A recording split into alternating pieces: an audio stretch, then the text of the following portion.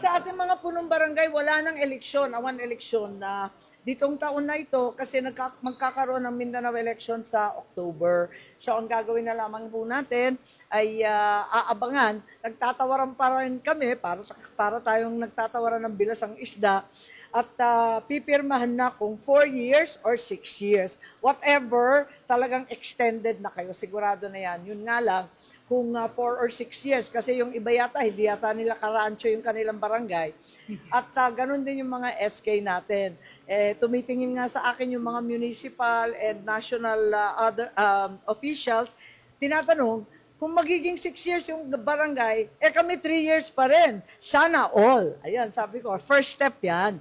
Kasi, kaya ko lang yung batas. Pero yung term ng ibang opisyal nasa konstitusyon. So, palitan na rin natin ang konstitusyon. Ayun. Pero sa tamang pamamaraan, walang suhol-suhol. Ayun.